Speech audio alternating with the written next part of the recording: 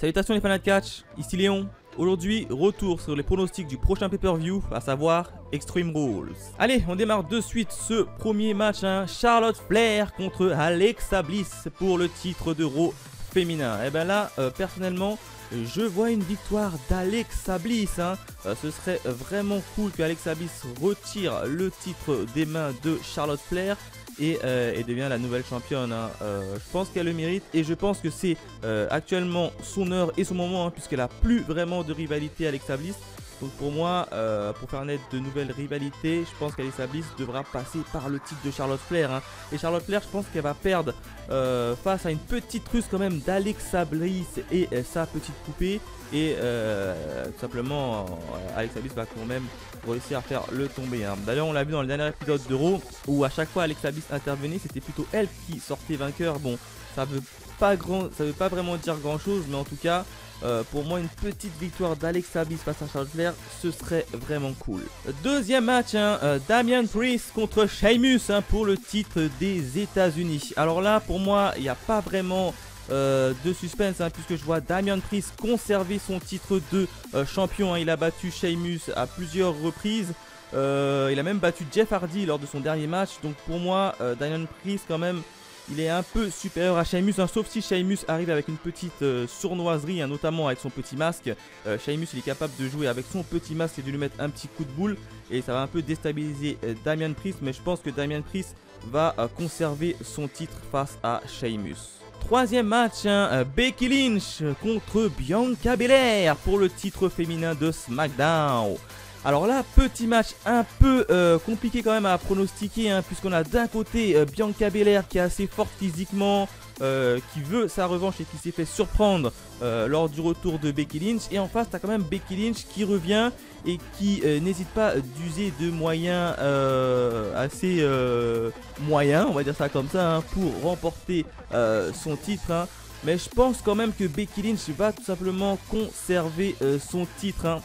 Même si Bianca Belair, elle aura envie de se venger, puisque faut pas l'oublier, dans le dernier épisode de SmackDown, où Becky Lynch a totalement humilié Bianca Belair devant son public, dans sa ville, devant ses potes, devant ses parents, devant tout ce que vous voulez. Elle les a quand même un peu humiliés, sachant que c'était Bianca Belair qui devait la prendre par surprise. Et finalement, c'est Becky Lynch qui a réussi à s'en sortir. Donc pour moi, Becky Lynch va jouer un petit stratagème bien orchestré et va tout simplement conserver son titre. Petit aparté, on n'a aucune nouvelle de Sasha Banks. Alors je sais pas où est-ce qu'elle est, Sasha Banks. A priori, elle serait pas blessée. Donc si quelqu'un a des nouvelles de Sasha Banks, je voudrais bien savoir où est-ce qu'elle est, parce que là on la voit plus depuis pas mal de temps, et c'est vraiment dommage, puisque je pense qu'elle aurait pu avoir au moins sa place dans une petite rivalité entre Becky Lynch vs Sasha Banks. Voilà, autre match, The Usos contre les Street Profits pour le titre par équipe de SmackDown. Là, je vois quand même une conservation et une victoire des Usos.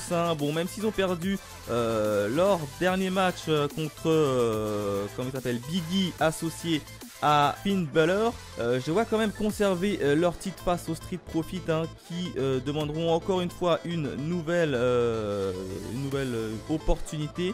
Et cette fois-ci, je pense qu'à ce moment-là, ils gagneront leur titre. Là, pour moi, The Usos devront conserver leur titre pour voyager en direction du prochain pay-per-view qui est Crucible. Autre match, Liv Morgan contre Carmella dans un match simple. Alors là, je vois une victoire de Liv Morgan qui va tout simplement gagner face à Carmella. Pourquoi? Tout simplement parce que Liv Morgan, je la vois gagner, et ensuite elle va aller se confronter directement au vainqueur de Becky Lynch et Bianca Belair. Et si vous avez regardé mes pronostics juste avant, j'avais pronostiqué Becky Lynch vainqueur. Donc comme ça permettra de faire un petit Liv Morgan contre Becky Lynch. Et là, il y aura quand même une belle affiche entre les deux superstars. Et ce sera plutôt pas mal. Donc pour moi, victoire de Liv Morgan. Enfin, le dernier match annoncé pour le moment, Roman Reigns contre The Demon, Finn Balor pour le titre Universal Championships. Là, personnellement, en fait, dans ce match-là, la rivalité est plutôt bonne, l'affiche est plutôt belle. Sauf qu'il n'y a pas réellement de suspense, hein, puisqu'on sait tous que ça va être Roman qui va gagner, hein, puisque juste après, il y a le prochain pay-per-view qui est Crown Jewel, où on annonce déjà Roman Reigns contre The Beast. Donc à mon avis, à moins d'un cataclysme extraordinaire, Roman devrait remporter son match pour aller se confronter derrière face à la bête.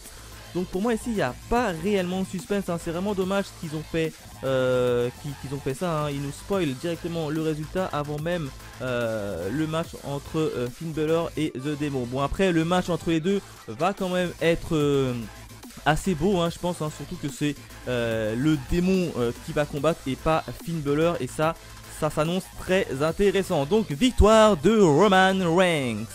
Voilà ce que je pouvais dire sur mes pronostics, hein, pour le prochain pay-per-view qui est Extreme Rules, hein. Bien évidemment, je tourne cette vidéo avant les deux dernières émissions, hein, de Raw et de SmackDown avant le pay-per-view, donc il manquera forcément quelques matchs.